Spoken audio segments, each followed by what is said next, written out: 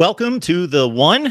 It is the college football discussion debate that we have each and every week with Steve Deace from Michigan Podcast on one major topic in college football. Welcome in Steve Deace from Michigan Podcast, and also the Bigger 10, the only rational, logical, reasonable Michigan fan out there. I don't know about that intro, Steve. I picked it up from somewhere.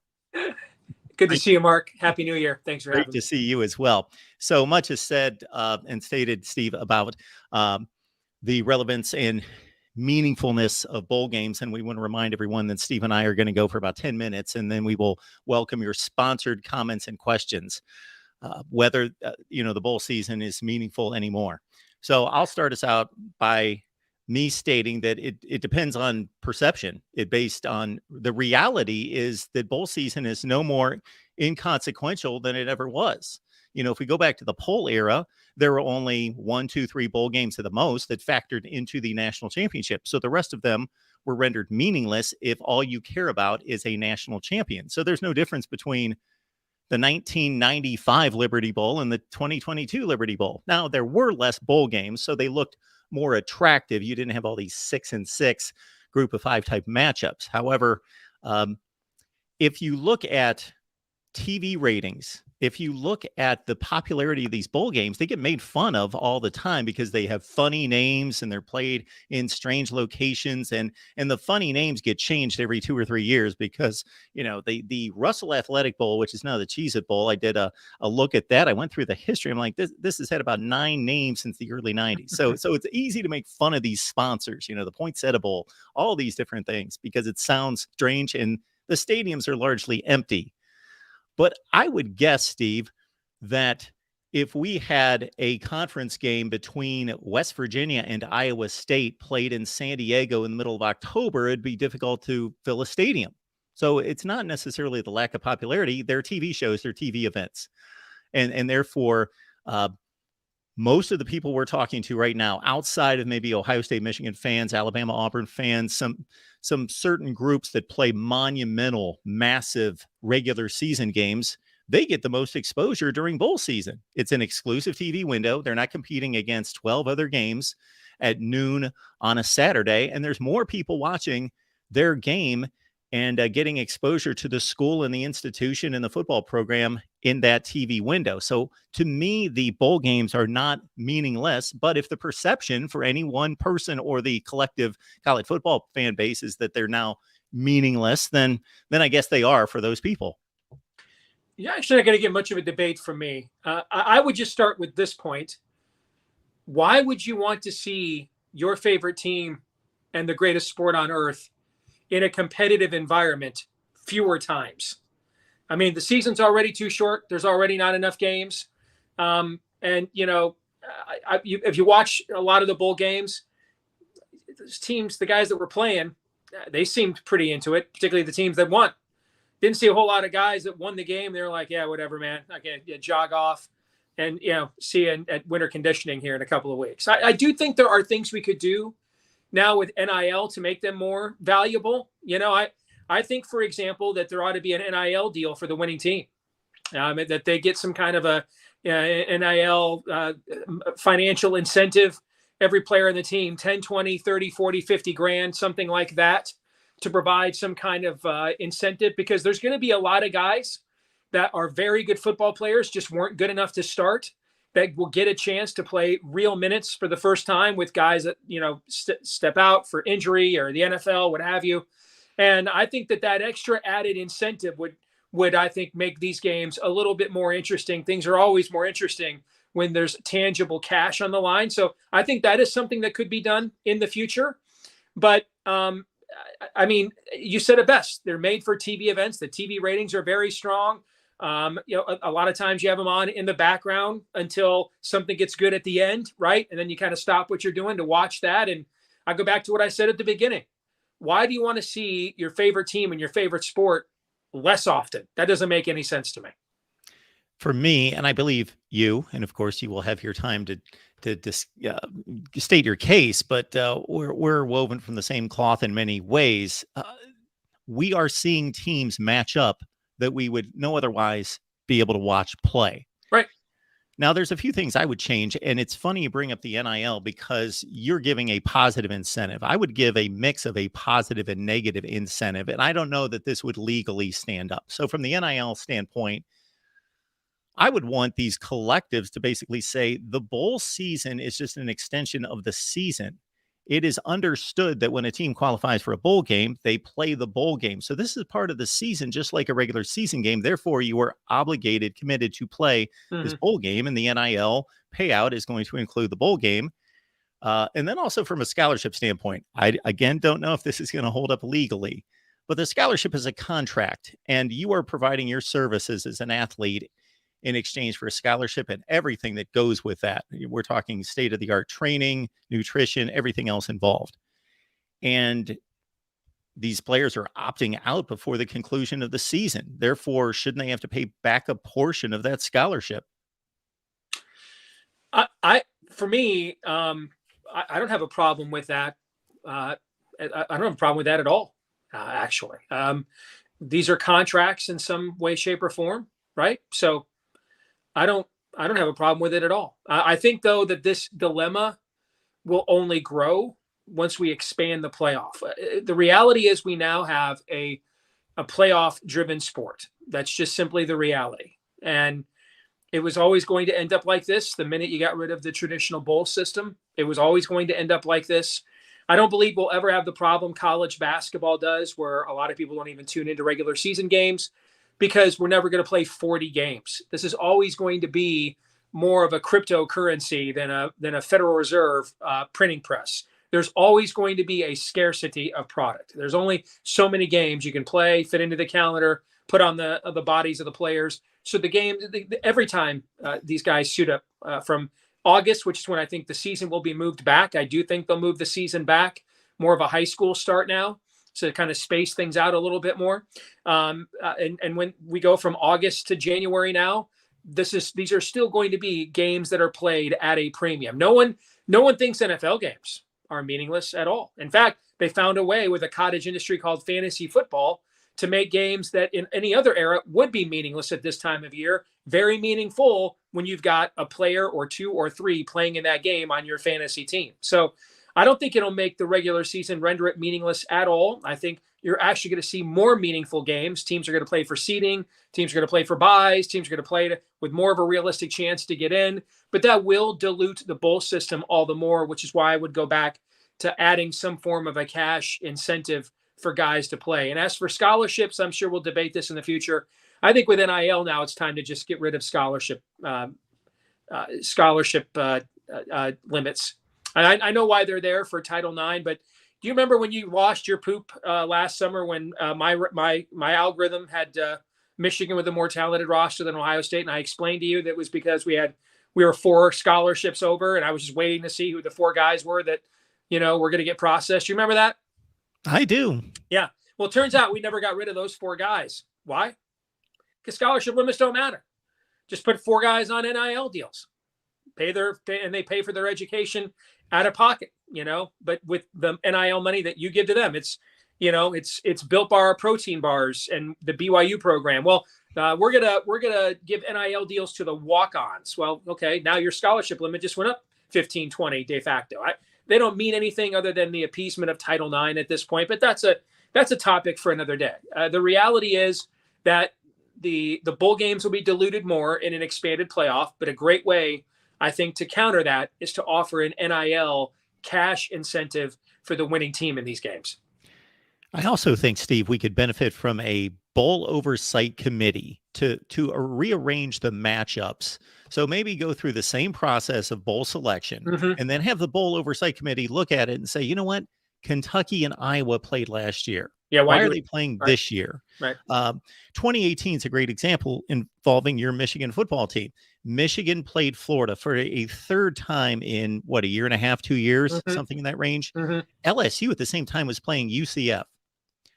Florida, UCF. would have been a remarkable Sure. attraction as Yep. the And I don't power think brand LSU in the and Michigan state. have ever played, actually. So that, Exactly. Michigan and LSU have never played. Exactly. That was going to be my next point. But you serve both games and four fan bases with just making a slight adjustment.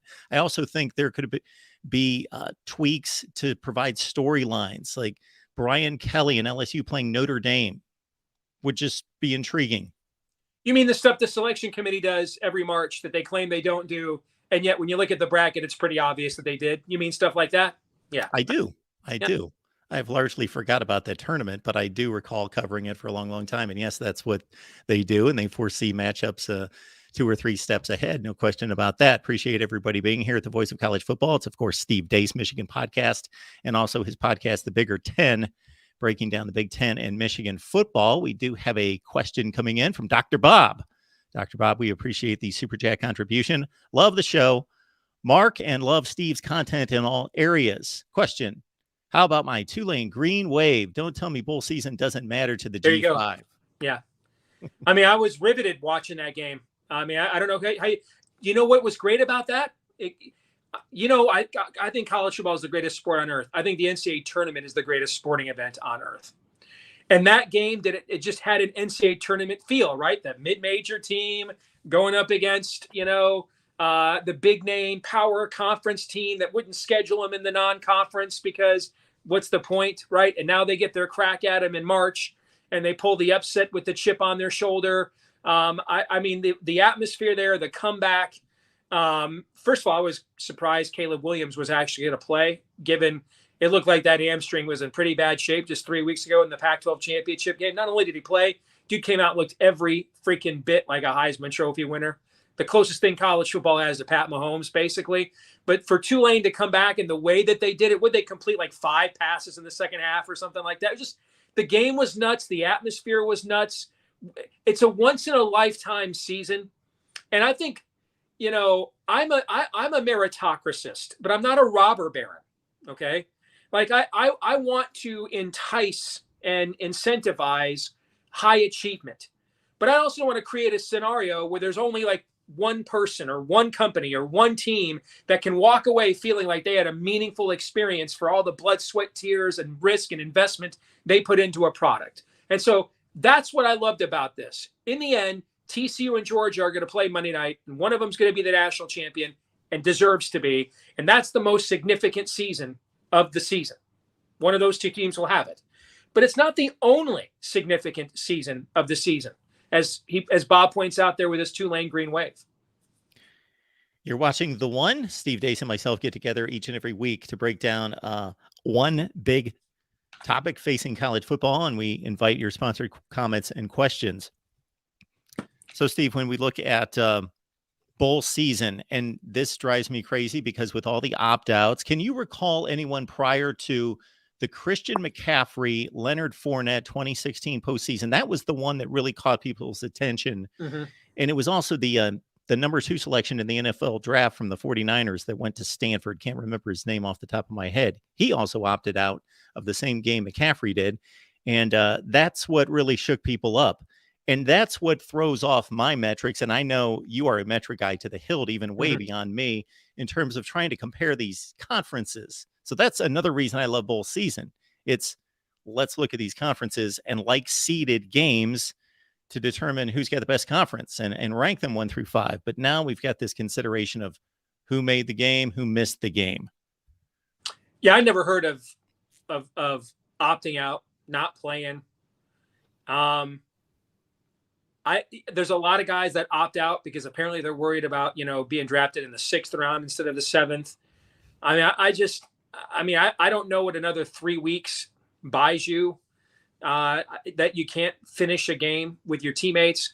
I really applaud what Bryce Young, and I'm a huge Bryce Young fan, by the way. I just think he's a terrific player. And I think he'll be a terrific pro. He's probably going to be the first pick in the NFL draft, and he should be. But with him and Will Anderson, who could conceivably be the number 1 and number 2 picks in the NFL draft, for them to come back and play with their teammates one last time, I don't begrudge anybody at all for wanting to maximize their talents and abilities. I just think we have to make sure that we don't do that in exchange for purpose and significance that comes from things just simply beyond money. And the chance to, in the Leonard Fournette case, he barely played that year, as I recall. He was in and out of the lineup anyway. Christian McCaffrey doesn't come from a poor family now. Okay. So this is some kid from the inner city with a single mom and 9 kids. No. I mean, it's just, to me, I don't, you mentioned the Michigan-Florida bowl game a few years ago. We had guys opt out, including a captain, Devin Bush, right? And you're like, come on, man. I mean, you all had people opt out of the Rose Bowl. Urban Meyer's last game. No, not Urban Meyer's last game. The one last year is the one I'm thinking of where the guys opted out. Yeah. I mean, we're opting out of Rose Bowls. What are we doing here?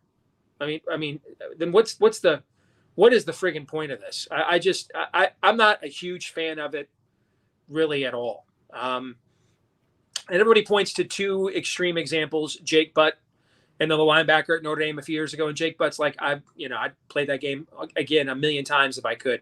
One last chance to wear that winged helmet with my teammates. By the way, both those guys had good insurance policies. They're multimillionaires. It's not like they walked out. Okay, so they won't get a second NFL contract for $20 million a year. Something tells me they're still living a pretty good life.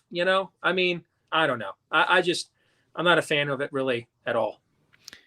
If you haven't caught Steve's video that starts with the word devastation in caps, please check it out. Nice. Beyond that, Steve, of course, the storyline as we segue, because I don't have anything else on this topic, would be the Jim Harbaugh situation and him possibly being courted by the Denver Broncos and the Carolina Panthers. To what degree? There's all sorts of speculation and reports out there. So I don't have an issue with Jim Harbaugh going after career options. And I very much can believe that a player or coach could love their current job and opportunity. And shoot, if we made a list of what coaches we believe love their school that they are currently coaching at the most, I would put Jim Harbaugh at the top of that list. That doesn't mean you can't be intrigued by and have career pursuits and goals and aspirations. And that's what I think's at play here, plus a ton of money. So, of course, the situation and the inner workings of Michigan football and all of this. So what are your thoughts about it? It's, to me, it's just at times that he makes statements that he needs to pull back on, because if he does go on to the NFL, then he would have misled people by the statements, the unneeded statements that he makes. I think Guinevere loves Lancelot and Arthur. Okay, that's what I think. She sincerely loves them both. And in this case, Michigan is Arthur and the NFL is Lancelot. I think the fact that between you and your brother, you were by far the superior athlete, third in the Heisman Trophy balloting, All-American at quarterback, first-round draft pick, Ring of Honor for the Indianapolis Colts, took multiple NFL teams to the playoffs, okay? And your mediocre athlete brothers got scoreboard on you by 6 inches in a Super Bowl for the rest of your life, right? I think that's part of it too. I don't think he was ever going to Denver. There was no way he was going into a division with Pat Mahomes and Justin Herbert in their prime. So he was never doing that. The problem with Carolina and these other teams is Bryce Young's going 1 to Houston. And so you're going to leave JJ McCarthy in his pick up the bag year to go coach CJ Stroud as a rookie. I don't know. I think a lot of this, honestly, is posturing to regain leverage that it was lost the last couple of years at Michigan. I think that is a lot of it. When it first broke on Monday, I thought, well, I think he might be gone this time. But now that we're on to late Thursday evening and nothing's happened, and nothing's been said publicly either by Michigan or him, I'm now fairly convinced that this is just a high stakes game of a contract negotiation, and Michigan is behind on NIL and is poised to announce a major NIL initiative. It won't be pay for play for recruits. I don't think Michigan will ever do that, but it will be it will make it pretty known that if you are an established player on scholarship here, and your position group, you're going to make serious amounts of money. I think it'll be probably the new standard for NIL programs moving forward. I think Ryan Day, who's not happy with his NIL program either, I think he'll take it what Michigan did and go to Ohio State's booches and say, all right, that's the new baseline we're going with now. That's the precedent. I think it'll be a precedent-setting deal, and that'll help with recruiting. But I really think this is about a lot of lost leverage and trying to recover that and reestablish his position. The team we have coming back next year, I think, has the potential to be the best team that he has had yet. And remember, I'm the one that told you at this time last year we were going to be better this year, and then we were the year before. But the team next year, now you may have a number 1 overall pick at draft at quarterback, that kind of a player. You have another, second or third round caliber player at tailback. They're going to be phenomenal in the offensive line again. They'll be very good on defense again. With a couple of exceptions, the best players on this defense this year were guys with freshman and sophomore eligibility: Junior Colson, Will Johnson, IOB players like that. So you're looking at, if he stays with the team we have, you're looking at worst, the preseason number 2 team in the country next year. When you look at the teams that are likely going to finish in the top 7 in the final AP poll, we're the only one that has a quarterback coming back. And he ain't just any quarterback. So I think we're at worst the preseason number 2 team. So I don't think he'll go. I would have put it at 75% 3 days ago. I'd put it at about 30% now. I'm more and more convinced that a lot of this is leveraging to get back what was lost over the last couple of years, where Michigan used the occasion of his failures to take back all the leverage it gave him to hire him. And now I think Jim wants that leverage back. And you know what? He's earned it on the field, so he deserves it. So, Steve, it doesn't sound like that crazy aberration of a playoff game that was as crazy and zany as could be. No more better or thrilling than the second game, but the second game was more uniform. That Michigan TCU game just provided all sorts of twists and turns and craziness. The second game was an ESPN classic. The first game was Shakespearean. Yes. So it doesn't sound like that has changed based on the level of play versus a TCU team that's undermanned based on recruiting rankings and also some of the questionable coaching decisions. It doesn't sound like it's changed your tenor on Michigan football or Harbaugh. Well, you got to remember, I grew up in an era where I've seen this season most of my life. Okay. I mean, I've seen most of my life has been crush the Big Ten, beat the hell out of Ohio State, go play on New Year's Day in the Rose Bowl and face plant. I mean, this has been most of my fandom. I've seen this movie before, and those are some of the best seasons we ever had. All right. So I think the thing that's the most bothersome about this game, it's hard to be a 7.5 point favorite in the playoff if you're Alabama or Georgia, man. Okay. It's hard to be a 7.5 point favorite in a playoff, no matter who you are. How often are you going to be a 7.5? Now, when we get to 12 teams, probably a lot more often, I would imagine. But until we get to 12, how often was Michigan going to be a 7.5 point favorite in a college football playoff game? Not very often. That was an opportunity lost. TCU deserved to win. They made the fewest mistakes. They played harder. But Michigan made, between the coaching mistakes, the pick sixes, like 5 or 6 existential level mistakes in that game, and still had the ball at the end of the game where they could have won it, and then made one more existential mistake with the best center that Michigan's ever had, and that's saying something, okay, decides for the first time all year to snap the ball off of his foot, and that's the end. That was a fitting, ignominious end to a devastating evening for sure. Will ND, thank you so much for the contribution, sir. Could the collectives for the schools to have NIL deals for players and require players to play in bowl games, especially for the playoffs on New Year's 6? So Steve and I covered this to a certain extent. Just want to summarize, Steve, your thoughts. Sure. A contract can have anything that both parties will agree to. Sure. You bet. I mean, the question is, how does that work? Who enforces that? But that's the world that we are about to enter into with college football. And I think what Michigan will announce soon, I think will be the standard throughout the sport at the Power 5 level within a year. We'll just be arguing dollar amounts. And I think that's why the college football game was pushed back for another year. It was waiting for that level of systemic remuneration via NIL to establish itself, to avoid any more law, to make sure you're voted. And now, because they were talking about putting the game out with kind of generic numbers and faces, we're going to do this across the board now, these kinds of collectives. Now you've got a bargaining agent, right? All right, I want to use Michigan's team, Ohio State's team. I go to the management company that's managing that official team collective, and I negotiate with them to get that name, image, and likeness. And I've got an outlet to negotiate with now. Somebody's representing the university and the players now. I would love the NIL collectives to bind the players to complete the season and play the bowl game, but we can't require that. Not that the way that I see it, could we possibly require the NIL collectives to force the players to play the bowl game? But if it's under contract, then they can make that decision to bind the players to complete the season. Absolutely. All right, folks, appreciate you being here. Again, Michigan podcast, Steve Deace, also the Bigger Ten.